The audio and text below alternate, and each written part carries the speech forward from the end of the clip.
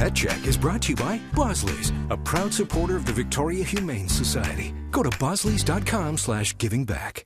It's Pet Check time, and we have this sweet little boy. He looks a little bit sad because he loves to play with his siblings, other dogs, and he's sad to be away from everybody right now.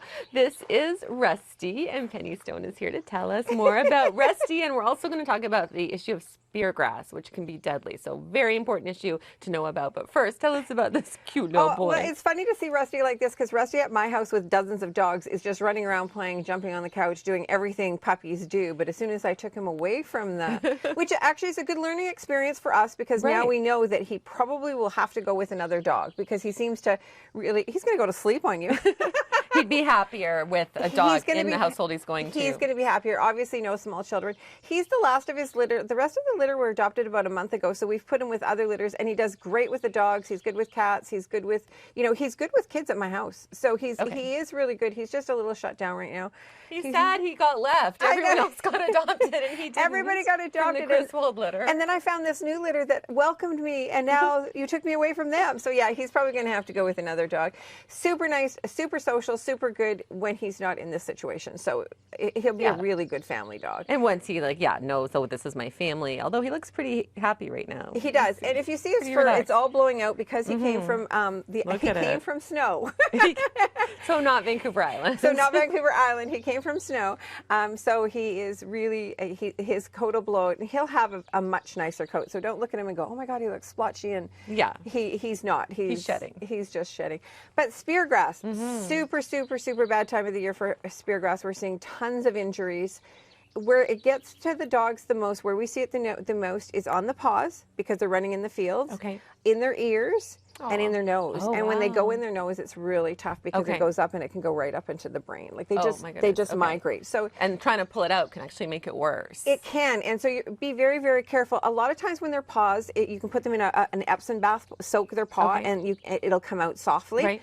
But if there's any problems, take them to a vet. This is one of those things where if you don't go, well, maybe they'll get over it, maybe they'll.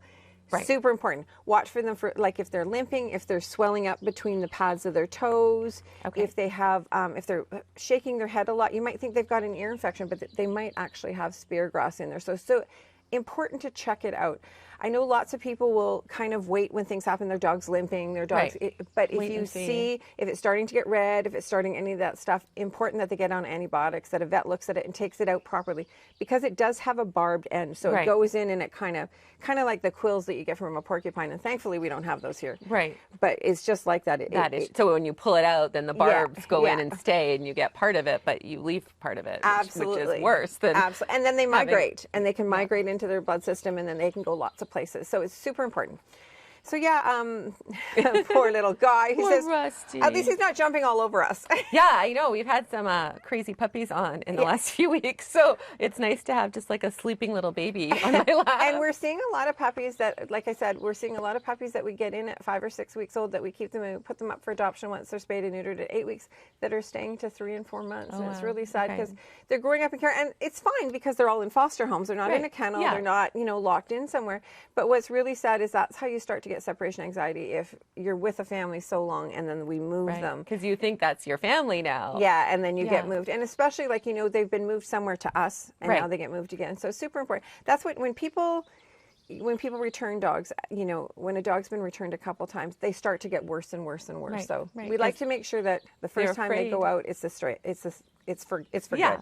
Yeah, which is why you try to match people to dogs that are good. I don't think you're going to run away. I think he's going to be pretty good. Don't have to worry about Rusty escaping. If you're interested in this sweet boy, we'll put a link on our website. Just go to checknews.ca, click on the Pet Check tab there for adoption information. Thanks for watching.